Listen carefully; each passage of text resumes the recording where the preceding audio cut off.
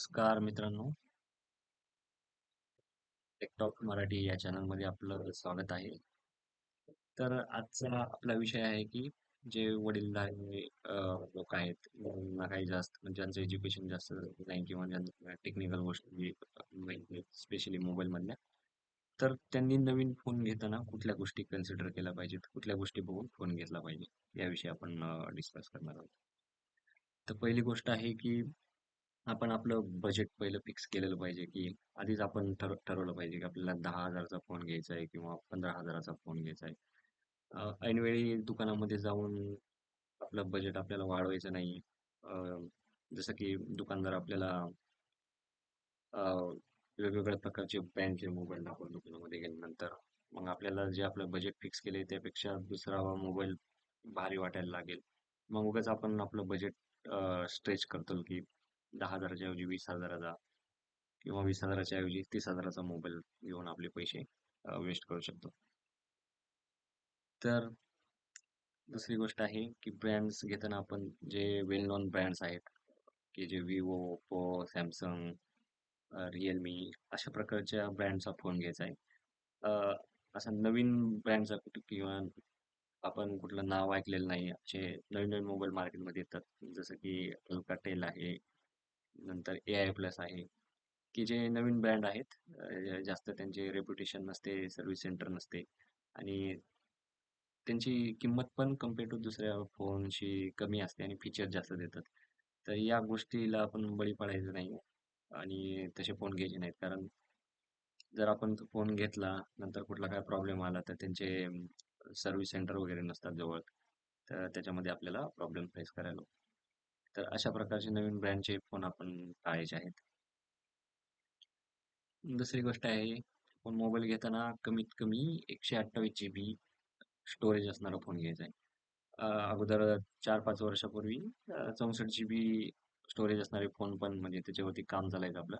पण सध्या आपण मूव्ही करतो, वेगवेगळ्या प्रकारचे भरपूर ॲप आपल्या फोनमध्ये असतात. गुगल पे, फोन पे किंवा कुठले व्हिडिओ एडिटिंग ॲप्स असतात. मूव्ही डाउनलोड करतो, तर त्याच्यामध्ये 64 GB स्टोरेज कमी पडतं. सो कमीत कमी 128 GBचा स्टोरेज असणारा फोन पाहिजे. जर आपण मोबाईल नॉर्मल गोष्टींसाठी म्हणजे डे टू डे ॲक्टिव्हिटीसाठी वापरणार असेल जसं की फोन पे वापरतात किंवा व्हॉट्सअप वापरतात, यूट्यूबवरती व्हिडिओ बघतात, तर त्याच्यामध्ये 6 GB रॅम ही इनफ आहे. जर आपल्याला त्याच्यावरती गेम वगैरे इन्स्टॉल करायच्यात किंवा पबजी वगैरे अशा प्रकारच्या गेम वगैरे खेळायच्यात, तर त्याच्यामध्ये आपण 8 GB रॅम असणारे मोबाईल चूज करू शकतो. तर बॅटरी मोबाईलची बॅटरी कमीत कमी 5,000 mAh पाहिजे. सध्या आपण बघतो की जे नवीन नवीन मोबाईल आले आहेत त्याच्यामध्ये 6,000, 7,000, काही काही फोनमध्ये 8,000 पण बॅटरी असते. तर जास्तीत जास्त बॅटरी एमएच असणारा मोबाईल आपल्याला चूज करायचा आहे. जेणेकरून युजली आपण काय करतो, रात्री फोन चार्जिंग लावतो किंवा सकाळी लावतो आणि दिवसभर आपल्याला बाहेर जायचं असते.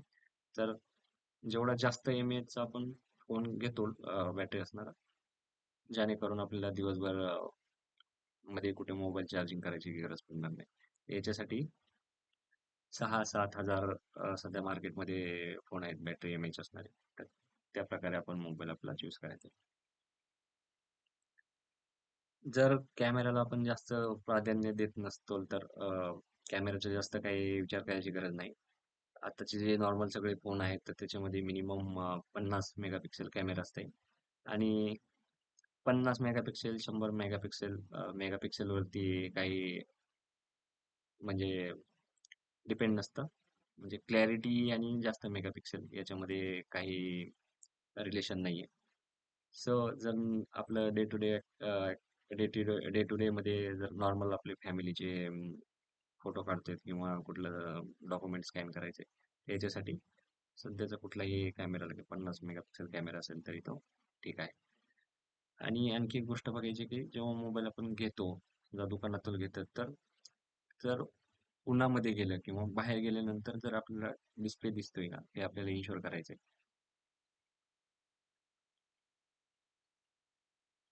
आणि महत्वाची गोष्ट दुसरी म्हणजे जो आपण फोन घेतोय समजा विवो घेतोय, ओप्पो घेतोय तर त्याचं सर्व्हिस सेंटर आपल्या जवळच्या सिटीमध्ये राहत असतील तर ठीक आहे, त्या सिटीमध्ये किंवा खेडेगावात राहत असेल तर तालुक्याच्या ठिकाणी जास्तीत जास्त जिल्ह्याच्या ठिकाणी एखादं सर्व्हिस सेंटर असायला पाहिजे, जेणेकरून काही मोबाईलमध्ये प्रॉब्लेम आला, तुमचा पाण्यात पडला किंवा काय फुटला, त्याची स्क्रीन वगैरे तुटली, तर जेणेकरून आपण जवळात जवळच्या ठिकाणी जाऊन फोन रिपेअर करू शकतो. स्टोरेज वरती बोललो आपण, रॅम वरती. आणि सध्या 4G फोन अजिबात चूज करायचा नाही. कमीत कमी त्याला 5G, कमीत कमी तो 5G फोन पाहिजेच आहे म्हणजे सध्या. हा एकदम जेनरिक व्हिडिओ मी बनवला आहे.